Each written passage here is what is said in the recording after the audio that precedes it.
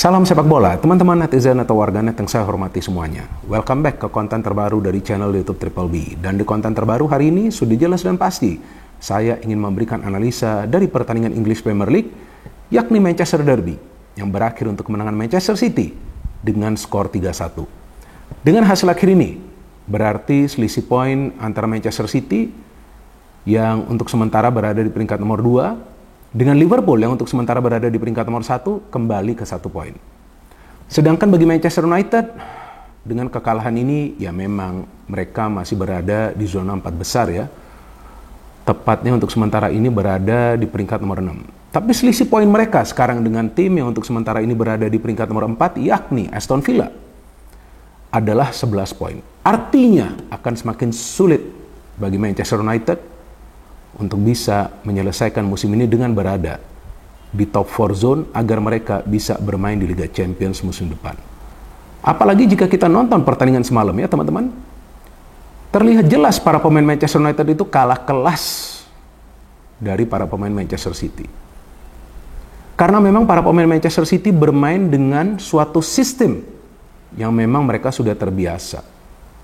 Kalau para pemain MU tampaknya sulit untuk bisa bermain pragmatis.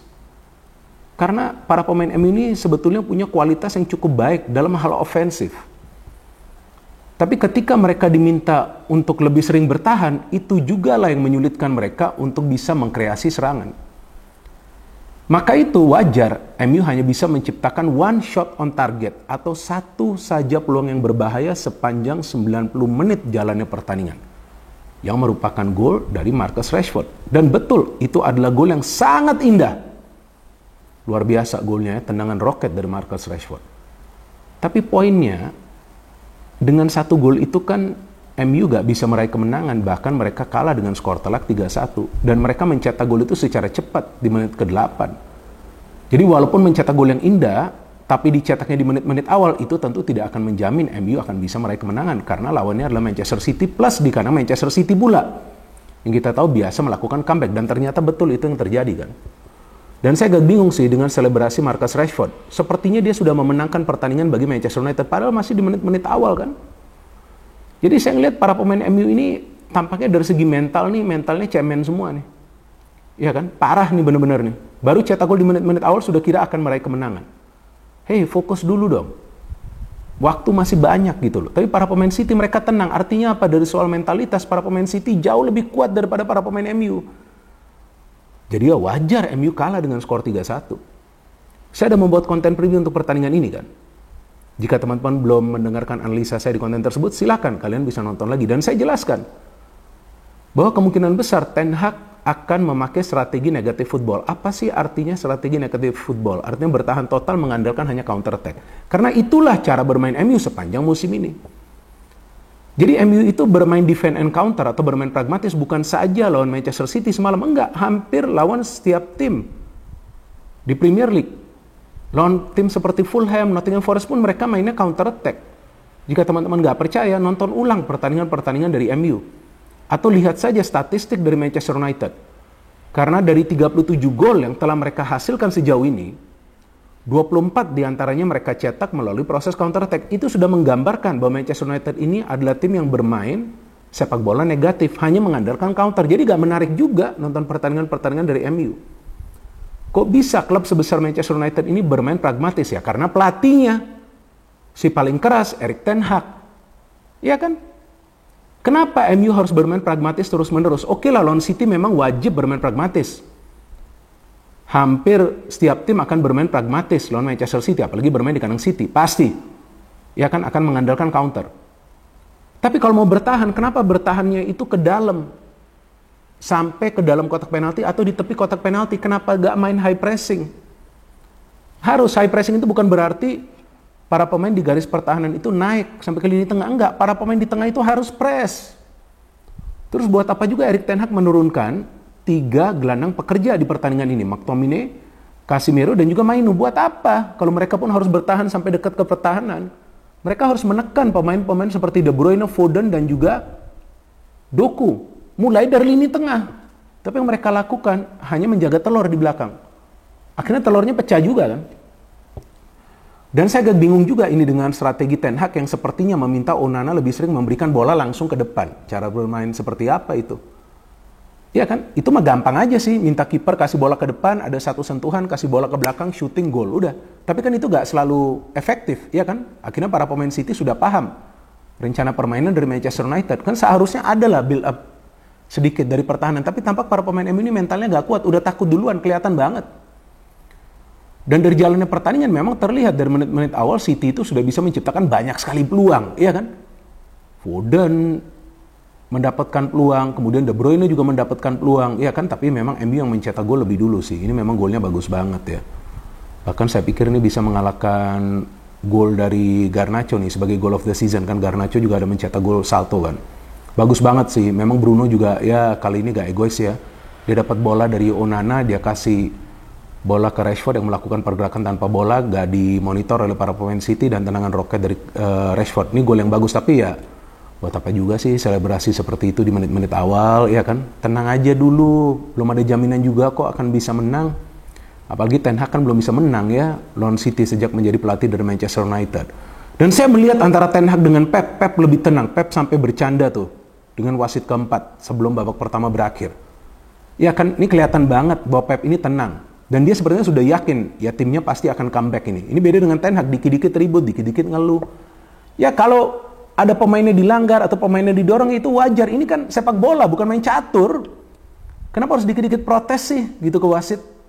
Aneh juga ini Ten Hag. Jadi ya saya pikir nih ada dua kesalahan di Manchester United. Yang pertama dari pelatihnya, yang kedua juga dari para pemainnya yang sering melakukan kesalahan. Jadi sama-sama salah ini. Tapi sebetulnya Ten Hag pun salah. Kenapa? Dia memainkan 3 gelandang pekerja tapi gak suruh pressing tinggi. Jadi buat apa McTominay itu? Emang McTominay itu juga harus bermain kreatif kan? Dia pemain yang biasa mencari ruang untuk mencetak gol. Ya, bagaimana caranya dia memberikan bola ke depan itu kan hal yang berbeda ya. Karena dia adalah pemain yang memang lebih defensif gitu. Dan di babak kedua terlihatlah ketika Doku ditarik keluar karena Doku ini sebetulnya ya gak begitu efektif ya. Kebanyakan lari, coba syuting kiri, syuting kanan, kebanyakan melenceng. Ya kan? Maka itu yang dimainkan adalah Alvarez, dan Alvarez adalah pemain yang memang lebih teknikal. Dan Onana sebetulnya banyak melakukan save loh di babak pertama jalannya pertandingan ini kan. Dari Rodri, dari Foden ya. Tapi Haaland juga aneh juga tuh bisa miss ya. Sebelum halftime tuh harusnya gol. But anyway, City sebetulnya tampak nyaman. Walaupun mereka beberapa kali hampir kena counter attack. Dan akhirnya mereka bisa menyamakan kedudukan ketika Foden shooting yang keras ya. Nah saya bingung juga kenapa sih Foden ini gak dikawal dari awal kan. Lindelof agak sedikit terlambat dan dia bisa menjebol gawang dari Onana. Dan setelah itu kalau nggak salah ada insiden antara Kyle Walker dengan Rashford ya. Itu kalau nggak salah menit ke 56 tuh. Nah betul ya 56 atau 58 tuh. Nah saya lupa. Nah ini kan sebetulnya memang ada gangguan dari Walker. Tapi Rashford tuh jatuhnya gampang banget. Saya pikir kalau pemain yang fighter ya, saya nggak yakin akan jatuh begitu saja. Karena dia masih bisa berlari ke depan. Nah itu mungkin yang membuat wasit tidak memberikan pelanggaran. But anyway, City sudah gempur habis-habisan, MU gak bisa buat apa-apa, hanya bertahan. Dan saya melihat memang ya Ten Hag juga gak punya pilihan lain ya ketika si Evans ini gak bisa melanjutkan pertandingan, padahal Evans mainnya bagus, dimainkan Willy Kambuala, ini kan pemain muda juga ya, yang jarang bermain ya. Dan saya melihat dia gak begitu bagus lah. Kemudian Anthony Duta Gocek juga masuk ya, gak bisa berbuat apa-apa, dan akhirnya Foden bisa mencetak gol ketika ada permainan tiki-taka, Alvarez memberikan umpan. What a goal by Foden, ini gol yang memang membawa City lebih percaya diri para pemainnya karena mereka sudah unggul, mereka sudah bisa melakukan comeback. Dan saya lihat justru kemudian para pemain MU sepertinya bercanda ini mau build up dari belakang. Karena sepanjang jalannya pertandingan kan mereka mainnya cuma direct passing ya. Kasih bola ke depan, true pass tuh yang Garnacho hampir aja tuh mencetak gol, tapi ya Ederson bisa kena bola dulu ya, baru kemudian kena kaki dari Garnacho, jadi tidak dianggap pelanggaran. Nah kan mainnya kan maunya direct pass, tapi terus coba build up dari belakang. Nah ini kan keliru juga nih mereka. Sepanjang jalannya pertandingan mau mainnya direct pass, tapi kemudian mau build up dari belakang ya diambil lah bola oleh Rodri. Dan what a finish by Erling Haaland yang sebelumnya juga gagal. Jadi kesimpulannya bahwa memang Manchester United ini layak kalah. Ya karena mental para pemain MU ini ya seperti yang tadi saya katakan nih cemen semua nih para pemain MU ya, udah takut duluan. Ya kan maka itu mereka gak bisa build up serangan juga. Kualitas mereka juga tidak sebaik dari Manchester City, tapi lagi-lagi dari pelatih nih, kenapa mintanya bertahan total sampai ke belakang? Ini bukan Manchester United, come on fight man, fight, berikan perlawanan kepada para pemain City, jangan cuma nunggu di belakang. Kok takut begitu mainnya? Ya tim-tim yang bertahan lawan City itu mainnya sedikit ke tengah, apalagi nanti di depan mereka memberikan pressing. Contoh itu Brentford ketika main di kandang City, mereka hanya kalah 1-0. Kenapa? Pressing mereka luar biasa. Dan Brentford bisa menciptakan lebih banyak peluang daripada MU loh. MU secara keseluruhan di match ini 3. Brentford tuh bisa 7 atau 8 peluang. Ada 2 atau 3 yang on target.